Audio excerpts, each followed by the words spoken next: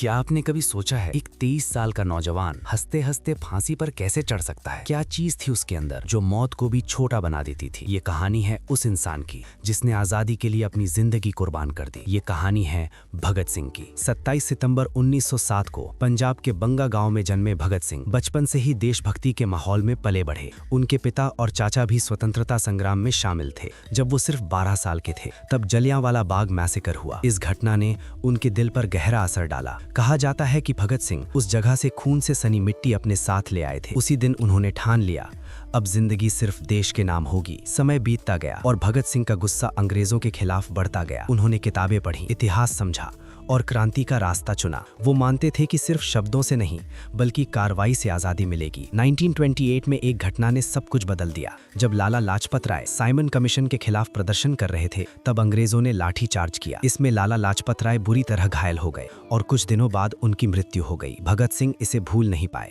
उन्होंने अपने साथियों के साथ मिलकर बदला लेने का फैसला किया। उनका निशाना था पुलिस अधिकारी जेम्स स्कॉट, लेकिन गलती से उन्होंने जॉन सॉन्डर्स को गोली मार दी। ये सिर्फ बदला नहीं था, ये एक संदेश था कि भारत के लोग अब चुप नहीं बैठेंगे। इसके बाद भगत सिंह भूमिगत हो गए, लेकिन उनका मकसद सिर्फ बदला लेना नहीं था बल्कि पूरे देश को जगाना था। 1929 में उन्होंने एक ऐसा कदम उठाया जिसने उन्हें इतिहास में अमर कर दिया। उन्होंने अपने साथी बटुकेश्वर दत्त के साथ मिलकर सेंट्रल असेंबली में बम फेंका, लेकिन ये बम किसी को मारने के लिए नहीं था, ये सिर्फ आवाज उठाने के लिए था। बम फेंकने के बाद भगत सिंह भागे नहीं, उन्होंने खुद को गिरफ्तार करवा दिया ताकि अदालत को अपने विचारों का मंच बना सके। उनका नारा गूंज उठा, इनकलाब जिंदाबाद। जेल में रहते हुए उन्होंने लंबी भूख हड़ताल की। उनकी मांग थी कि भारतीय कैदियों के साथ इंसानों जैसा व्यवहार किया जाए। ये हड़ताल कई दिनों तक चली और पूरे देश का ध्यान उनकी ओर खींच लिया। अब अंग्रेज सरकार डर चुकी थी। भगत सिंह, राजगुरु और सुखदेव को फांसी की सजा सुनाई गई। 23 मार्च 1931